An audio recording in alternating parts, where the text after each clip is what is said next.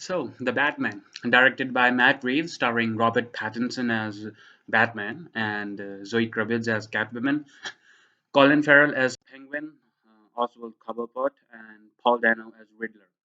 Now, if you would have asked me, one of my most anticipated films of this year, I think Batman was like easily in the top three. Matt Reeves is a brilliant director. I mean, I have seen previous of his films and I love them. I don't think he has made a movie which I did not like, and I was quite excited to see his take. I mean, what he knew he would bring to the table because the Batman has been portrayed so many times with so many directors. So, in order to bring uniqueness, you gotta put extra efforts and try to do something special at least. And the idea of Robert Pattinson as Batman, I will say that I was always in support of that decision. I mean, a lot of people were hating on it because the only time they saw Robert Pattinson was in Twilight, but he is a brilliant actor. I mean, I have seen various films of Pattinson besides the Twilight, and he is a brilliant actor. I mean, you cannot estimate his acting skills just on basis of Twilight. I mean, especially if you have seen the movie called The Lighthouse, it came in 2019 alongside Willem Dafoe. It was a brilliant movie. His performance was powerful. He packed a powerful performance in that movie. It just further re-established my confidence that he would be amazing as Batman. When I'm talking about the movie, now this movie is difficult from your typical superhero films because superhero films, especially in this Marvel Golden Age era, are mostly humorous and stuff, but this is like a neo noir crime thriller film, a completely different type of film, if you ask me. And I loved it. I appreciated it. I mean, I'm a huge fan of Marvel, but sometimes I love watching films that are completely different, which are like on a more a serious note, and I enjoy them. And this film was just amazing. I mean, Robert Pattinson is, I mean, I don't know if it's too early to say, but I think after Kevin Conroy, he is like my favorite Batman. Like seriously, I mean, when it comes to live action, I think he even might be better than Christian Bale, if you ask me. Now, I'm not saying that this film is necessarily better than The Dark Knight. I mean, I think it's a pretty big claim. I mean, I do not have a problem if you think so. If you think that this film is better than The Dark Knight, or you think The Dark Knight is better than in the Batman film, I have no worries. I mean, I usually don't compare because, like I said, I am usually excited about what uniqueness the director is going to bring in the film. So this film was amazingly shot. The shot selection, the direction, the editing in this film was gorgeous. I mean, this film captured that neo noir gothic type of feeling which Gotham always had, with nighttime and rain falling down and the crime and stuff. It was beautiful. I was impressed how gorgeously this movie was shot. I mean, the first few minutes of the film, when the Batman was giving an introduction to himself, that even when a criminal looks towards a dark alley, he does not know that I'm not there. But the fear, the sheer fear of the Batman that he is going to beat the hell out of you, it works effectively. And the way it was shown, it was awesome. I think Pattinson absolutely nailed as Bruce Wayne and as Batman, and Andy Serkis was again, he was a really good Alfred. I really don't think we had any. I don't think we had any bad Alfred ever. I will say when it comes to Alfred, I still kind of do prefer Michael Caine, but yeah, he still did a phenomenal job. Now, Paul Dano as the Riddler, wow, he was written brilliantly. I mean, I was extremely impressed how well written the character of Riddler was. Now again, Riddler, the Riddler in this movie is completely different from the one you might know from the Arkham games or the comics or the animated series, because Edward Nigma always saw himself to be superior to Batman, and he always challenged him intellectually by creating traps and elaborate loops and riddles for him to solve. In order to show that he's not as smart as he think he is. I mean, Edward Nigma thinks that about Batman. Well, anyways, so yeah, this film Riddler was shown as a serial killer. He but his killings had a motive. He did not do it out like of pure fun, like Mr. Zaz, and he's like absolutely insane. His motives were actually defined in the third act of the movie, and I loved it.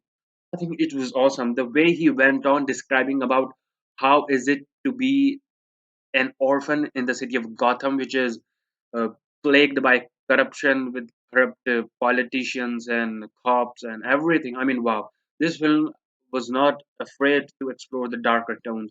I mean, the way Paul Dano, I mean, the character of Riddler, the way he narrated his pain, that what it's like to be an orphan, that when you wake up and you find yourself that so many rats are chewing your fingers off, and it was very awesome.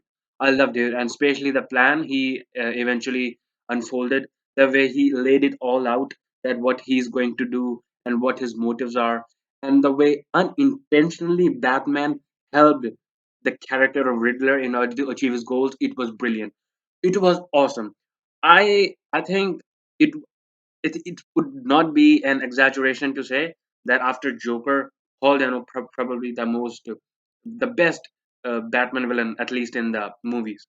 Paul Dano as Riddler was written brilliantly. He's a great actor as well. I mean, I've seen him in many other films, in like There Will Be Blood and Prisoners. He's a great actor, and I loved him in this movie. I never doubted for 1 second about his acting skills and his confidence.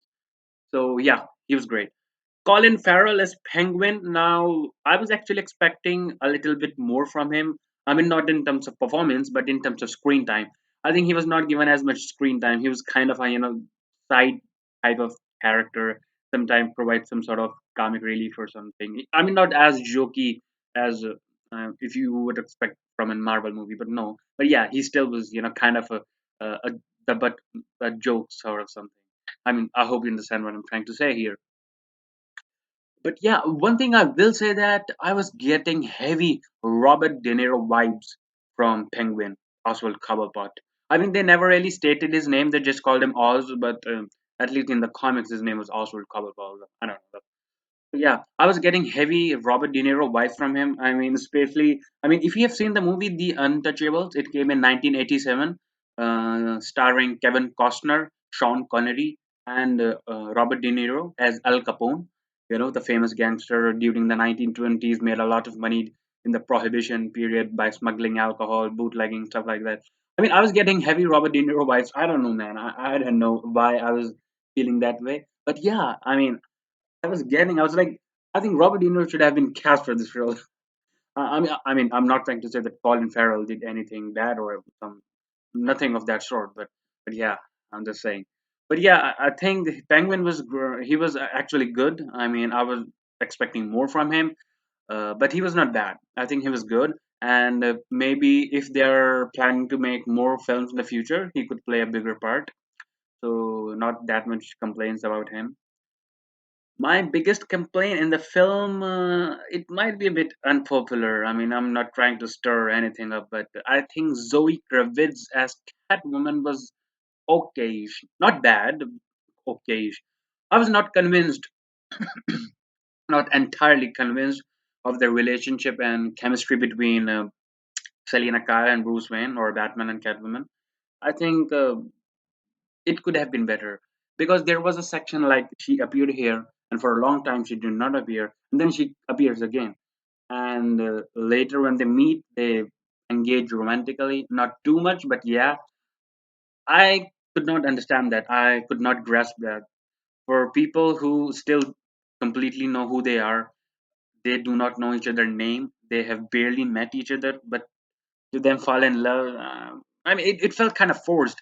It did not felt like an organic relationship which grew. It was like, yeah, Batwoman, not Batwoman, Catwoman, and Batman. They had a romantic history, so people are gonna say, oh, people are gonna be fine with that. I mean, I do not have a problem if fine with that, but I think their character, the chemistry was not convincing, and I don't know what they're planning to do with her, but I really don't think that she was that essential to the character of Batman.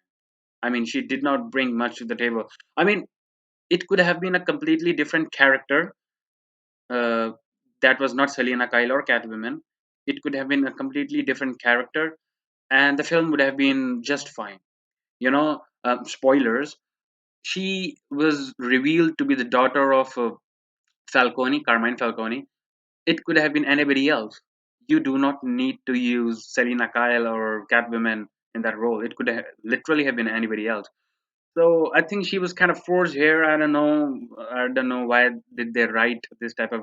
I mean, I don't know why they wrote Zoe Kravitz like that. I mean, if you're satisfied with it, I do not have any problems. Okay, more power to you. But I'm just saying that I was not entirely convinced of it. And some of the movies, I mean, it's a 3 hour film, so it's bound to have some slow parts. But I actually think they were okay. I did not felt bored or yawn or anything like that. I think it was still a good movie. The pacing in the I think first half could have been better. Some of the editing choices could have been better, but yeah, I think overall the film is brilliant. I love the neo-noir gothic setting of the movie. Pattinson absolutely nailed as Batman, and I am actually very much more excited to see more of his films. I mean, that's just my take on it. It's a brilliant movie. You have to see it. I mean, even if you're not a Batman fan, if you just like good crime thrillers or just like a good movie, a movie which is well put together by good acting and a screenplay. I mean, if you're just a fan of good movies in general, you can still watch it. And if you're a Batman fan, like, why am I even telling you? You should need to see this movie. I think it's easily one of the best Batman films. Better than Dark Knight, not better than Dark Knight. I don't know, but one of the best easily. Actually, I still want to preserve, hold on to that opinion because I just saw this film, so I'm kind of in like honeymoon phase or something. Give it like 4, 5, 6 months, and then I would evaluate and place my opinion that yes, it's better than Dark Knight or it's not better than Dark Knight. Well, yeah, so it's just my opinion, and I would love to know what do you think because I think it's a brilliant movie, and I hope you see it and enjoy it. Have a nice day. Bye.